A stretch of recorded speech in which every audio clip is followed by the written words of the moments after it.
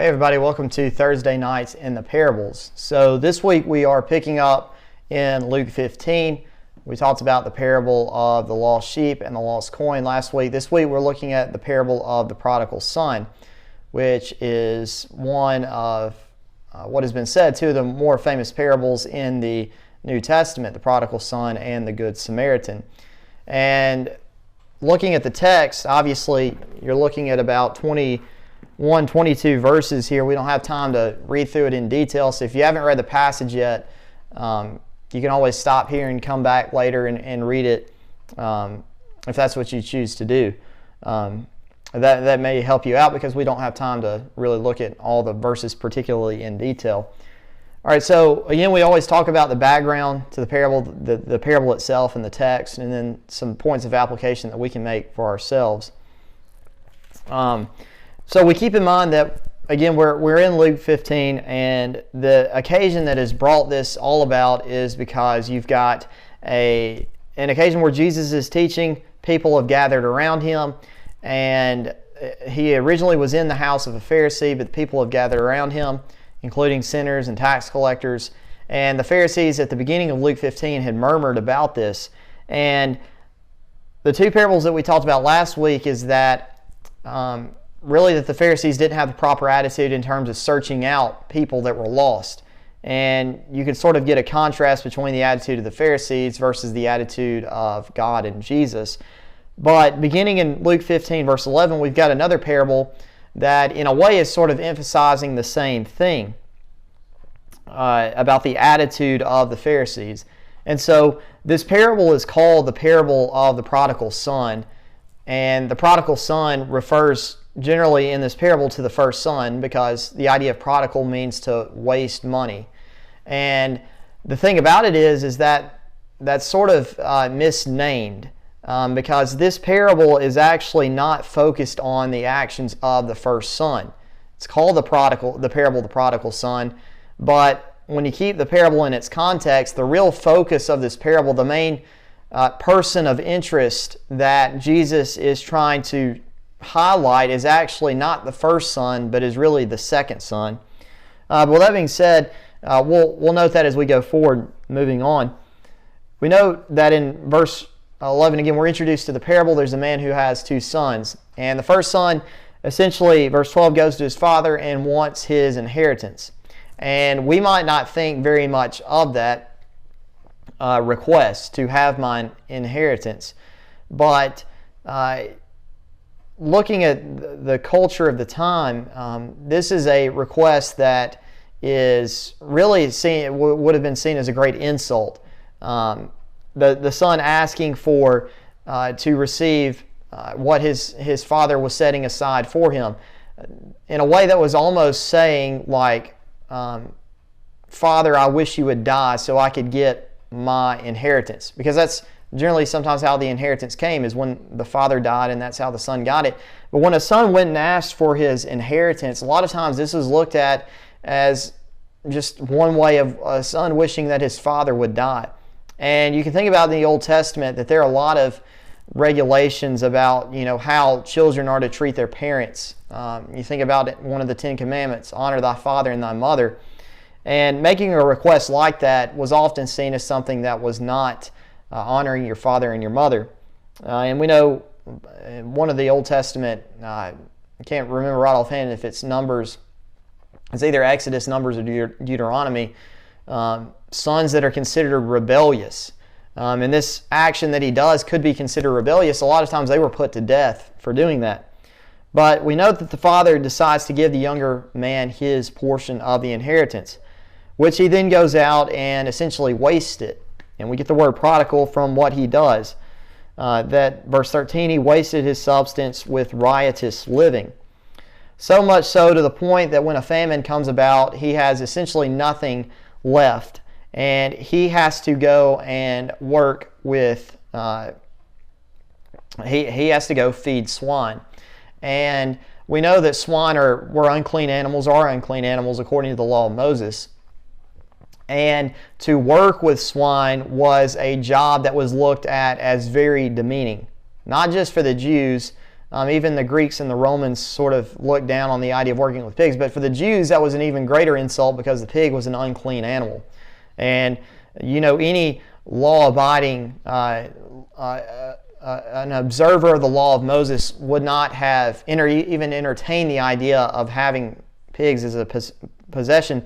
But here the man wastes his inheritance, and he's reduced to the point where he's not even in a position where he owns the pigs himself. He has to serve another by feeding these pigs.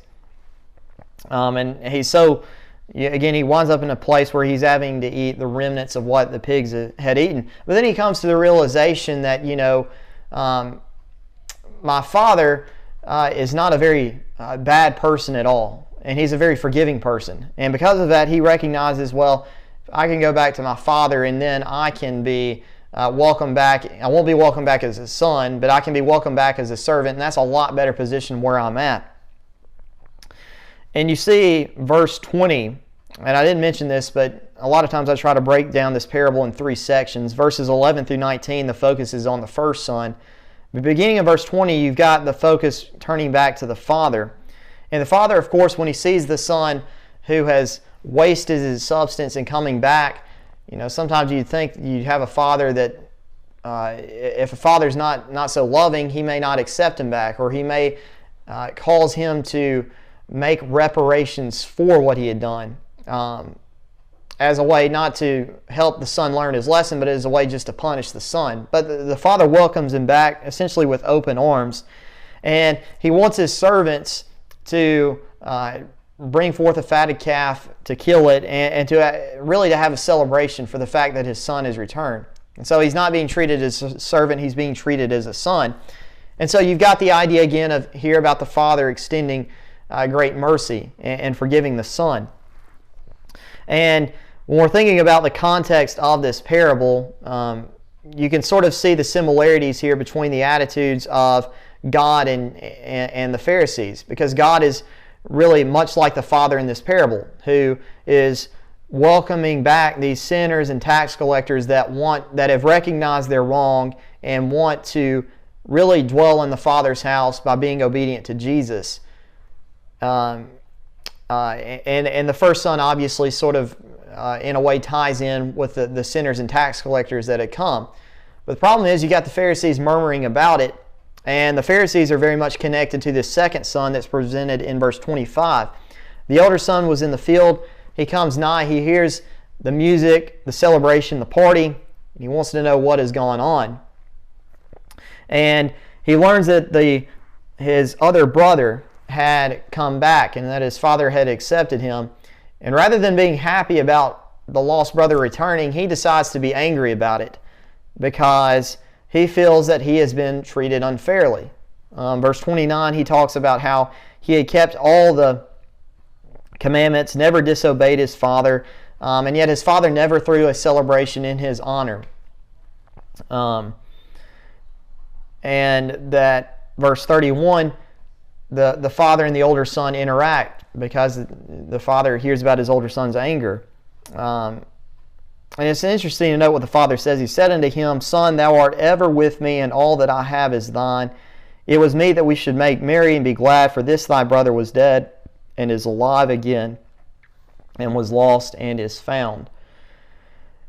Now it's important to note here that with the older brother, one interesting to think about here is that, this older brother still had the same celebration to attend. It's not like he lost out on anything by it. You think about verse 31, the father tells the older son, Thou art ever with me, and all that I have is thine.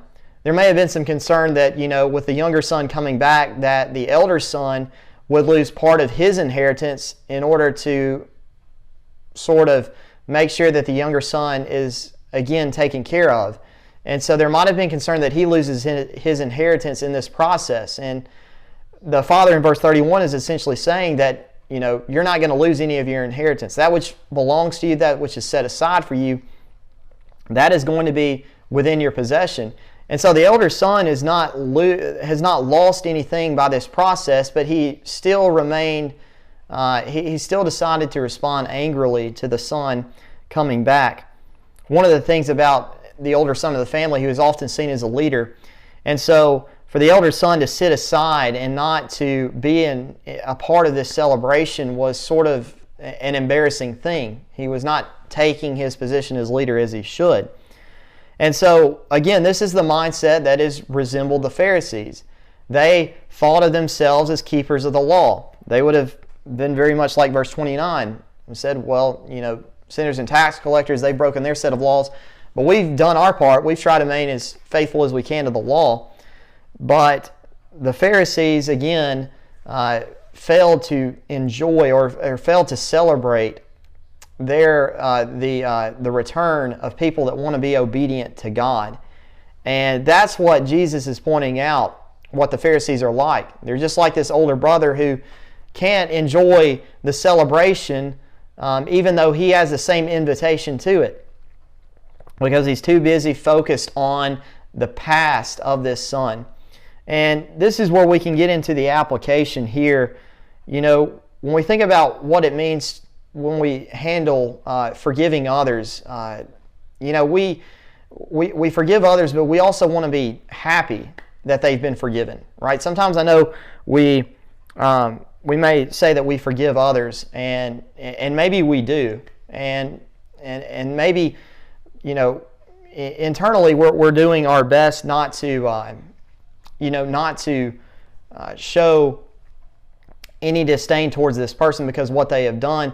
But sometimes we may not always be so optimistic or so happy that they've returned. And sometimes we can struggle with that, especially if somebody has done something wrong to us. They've sought forgiveness, and they've been forgiven. Sometimes it can be hard for us to be happy in that moment. And that's where we have to keep in mind the point that is being across here, that when somebody comes and repents, it doesn't mean that we lose anything in the process, even if they had done something to us.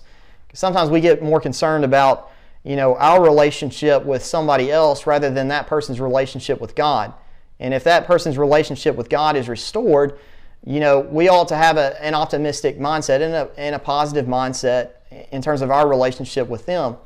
But sometimes we can struggle with that. But when somebody is forgiven by God and is restored, that's something that we should celebrate. And that's something that we should not look down on so condescendingly. Sometimes we may struggle with that. But again, the same opportunities for celebration was given to the elder son. When somebody repents, we know that the angels in heaven repent. We know that God's happy with it. We as well need to be happy when somebody repents, and not do like the Pharisees did, who constantly thought that they were burdened or harmed by these tax collectors and sinners wanting to be right with God. Again, that's the main focus of the parable. It ties in very well with the parable of the lost coin and the parable of the lost sheep. Now next week we'll talk about Luke 16, and again, this is in the same context. Even though it's going to be addressed to the disciples of Jesus, the Pharisees are going to be present. And we will note that next week. But thank you for your time. Thank you for your attention tonight. And I hope to be able to see you all on this upcoming Sunday.